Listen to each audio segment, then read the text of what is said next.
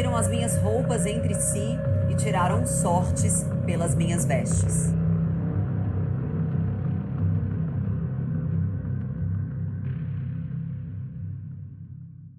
Eu me lembro de ter passado algumas situações difíceis na minha vida. Todo mundo passa por momentos assim, não é verdade? E eu me lembro quando em 2018 o meu marido foi hospitalizado numa situação extremamente delicada. O que eu senti naquela época era um misto de tristeza, de preocupação, de medo, muito medo. Acontece que eu tenho certeza que nada disso se compara à tristeza mortal que Jesus sentiu quando ele estava ali nos seus últimos momentos com seus discípulos. Quando ele pediu que todos ficassem ali do seu lado. Ali, Cristo já se preparava para enfrentar o Calvário.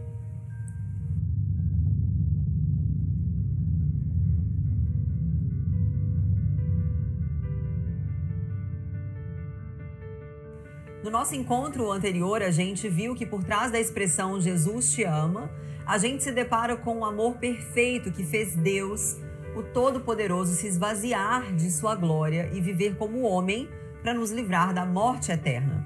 E esse amor envolveu a morte de Cristo Jesus em uma cruz. Nesse episódio, a gente vai buscar refletir mais sobre o maior significado da morte de Cristo.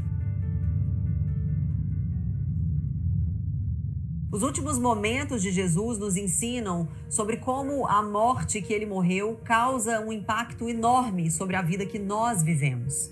Eu nunca vou me esquecer a frase que eu ouvi e ressoa até hoje na minha mente. A morte que ele morreu vale a vida que eu e você vivemos? Eu penso no sacrifício, na via dolorosa, no rastro de sangue, na humilhação, na dor física e espiritual, com o peso do pecado do mundo inteiro, de todas as gerações passadas e vindouras nas costas de Jesus. Será que a nossa vida leva em conta a morte que ele morreu? É claro que nada do que a gente faça nos torna merecedores e dignos da vida de Cristo em nosso favor. Por causa do pecado que habita em nós, nós não somos dignos do sangue derramado por Cristo. Mas pela graça, por esse favor imerecido do Criador, por meio do seu Filho e do seu amor, ele nos comprou com preço de sangue. Já deve ser o reverendo Hernandes quem eu convidei para bater um papo sobre esse tema, porque eu sei que ele gosta muito.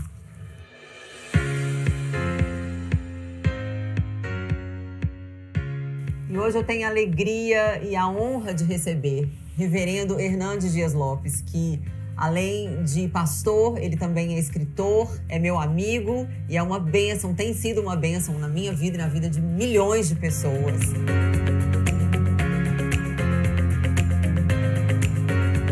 Eu tive o prazer de conhecer a cidade de Jerusalém, em Israel. Foi uma viagem muito especial que eu fiz no ano de 2019. Eu tive a oportunidade de ir com a minha família e de vivenciar aqueles momentos que não tem como explicar. Toda vez que eu chego em Jerusalém, especialmente, passando pelo Monte das Oliveiras, passando pelo Getsêmani, Tanque de Betesda, o Cenáculo e, sobretudo, a Via Dolorosa, a Via Crucis, chegando no local da crucificação. Eu gostaria que você comentasse um pouquinho sobre essa angústia que Jesus viveu no Getsêmani, o que isso significa. O evangelista Mateus, ele descreve essa angústia de Jesus em 3 níveis. Primeiramente, ele admite essa angústia para os seus discípulos, quando ele disse: ficai comigo, vigiai, a minha alma está profundamente triste até a morte. Depois, ele admite esta angústia para ele mesmo, porque ele se prostra no Getsêmani. E diz Hebreus capítulo 5, versículo 7, que ele ofereceu forte clamor e lágrimas.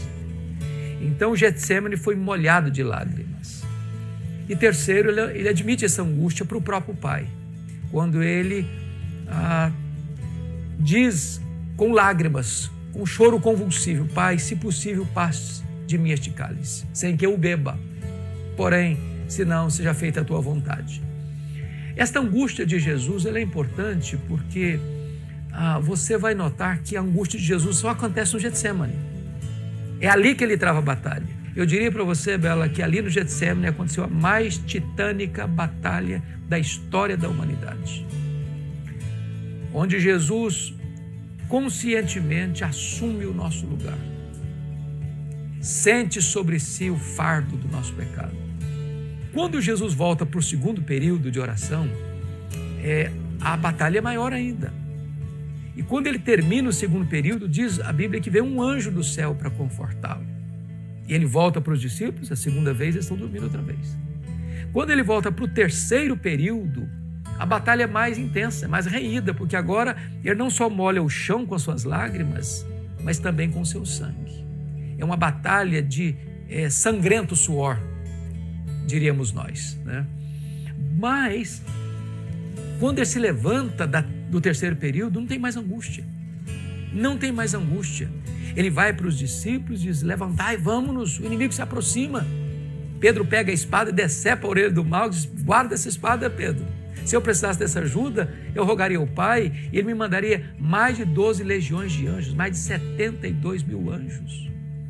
E nesse momento, diz João, que a turba está chegando armada até os dentes e Jesus é que se apresenta. Ele não está com medo, ele não está intimidado, ele não está acovardado, ele está fortalecido, consolado. E diz: a quem buscais? A Jesus o Nazareno. Pois sou eu. Caíram por terra. E agora ele é preso, não porque sucumbiu ao poder de Roma. Ele é preso, diz Lucas, porque tinha chegado a hora das trevas. E ele é espancado e cuspido no sinédrio, está firme como uma rocha. Na sexta de manhã ele é levado ao pretório romano e ele é esbordoado, e ele é espancado, e ele é vilipendiado, e está firme. Ele vai para o Gólgota, né? O sofrimento terrível do Gólgota, e ele transforma aquele patíbulo de horror num palco da glória de Deus. Então, a angústia foi lá no Getsemane. Eu queria que a gente fizesse agora, já no Gólgota, uma reflexão para as pessoas entenderem sobre qual é a resposta que a cruz traz para a humanidade com relação à história da redenção, porque a gente é muito reducionista. A gente reduz a mensagem da cruz a simplesmente: Jesus morreu para perdoar os meus pecados e me salvar. Mas existe uma batalha jurídica, existe toda uma história de escatologia por trás disso. É uma mensagem que grita muito mais alto do que a gente imagina. De fato, a cruz é o centro da história. Porque se você olhar o Velho Testamento, o Antigo Testamento, tudo que aconteceu apontava para esse momento. Jesus foi prometido como aquele que haveria de dar a sua vida desde o Éden.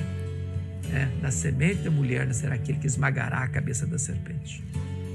Então, a serpente ele feriu o seu calcanhar e ele haveria de esmagar a cabeça da serpente. Então, diz a Bíblia que na plenitude dos tempos ele vem. Nascido de mulher, nascido sob a lei, o verbo se fez carne, andou por toda parte fazendo o bem. Mas Jesus tinha consciência de que ele não tinha vindo para ser apenas um operador de milagres, um messias político. Ele tinha vindo para ir para a cruz. Então a cruz é maldita, né? Símbolo de maldição. Maldito é aquele que for dependurado numa cruz. Mas Jesus transforma a maldição em bênção eterna. É tão escandalosa a mensagem da cruz, porque se a gente for parar para pensar, Deus é a parte ofendida e é dele o ônus também. E agora falando sobre a ressurreição, o nó aí final para ligar todas essas partes da história. Que veja bem, se Jesus tivesse morrido naquela cruz e não tivesse ressuscitado, ele seria um fracasso. Ele seria um derrotado. E não haveria esperança para nós. Você pode hoje visitar os túmulos dos grandes líderes religiosos da história, das antigas e novas religiões que surgiram na história. O diferencial de Jesus é que o túmulo dele está aberto e está vazio. Ele entrou nas entranhas da morte, matou a morte, arrancou o aguilhão da morte e triunfou sobre a morte, inaugurando a imortalidade. Hoje ele diz assim: eu sou a ressurreição e a vida, e quem crê em mim não morrerá eternamente. Passou da morte para a vida. Então hoje, como o apóstolo Paulo, a gente pode olhar para a cara da morte, para a carranca da morte, e botar o dedo na cara dela e diz: onde está a morte, a tua vitória? Onde está a morte, o teu aguilhão? Tragada foi a morte pela vitória. A ressurreição de Cristo é a bandeira tremulante da vitória.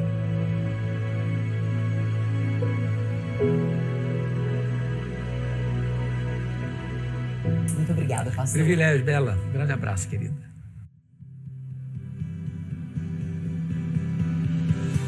Depois de tudo isso, é importante dizer que ninguém vive de qualquer jeito.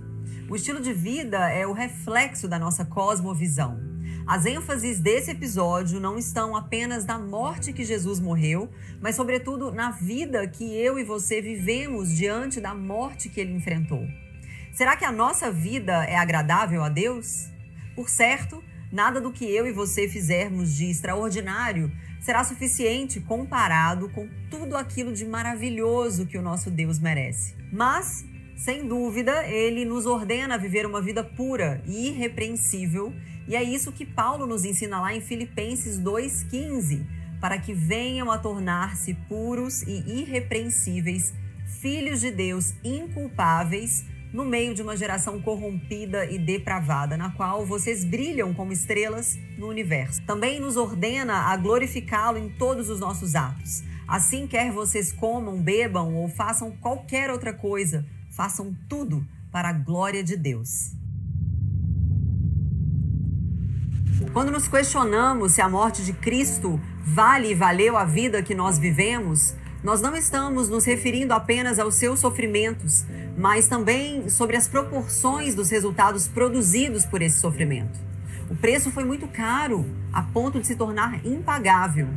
E isso se dá pelo fato de que nem eu e nem você poderíamos fazer nada pela raça humana, aquilo que somente Cristo Jesus poderia fazer. Então, o que nos resta é sermos gratos, irrepreensíveis e obedientes a Deus, o que, mesmo assim, não faria de nós merecedores de sua graça. Ainda que nós sejamos pecadores natos e estejamos vivendo em um mundo caído, nós recebemos, mediante a ação do Espírito Santo, a capacidade de falar não ao pecado. A carne é fraca, mas o Espírito é invencível. Nós não podemos atribuir às tentações do mundo as nossas falhas. O mundo está abarrotado de propostas tentadoras, mas o enchimento do Espírito nos proporciona uma capacidade sobrenatural de lutar contra todas elas. Não com armas humanas, porque a batalha não é da carne nem do sangue, mas com armas espirituais fornecidas pelo próprio Deus. Viva sua vida hoje pensando na vida que foi conquistada através da cruz. Afinal, os nossos dias são breves. E se não houver o amanhã?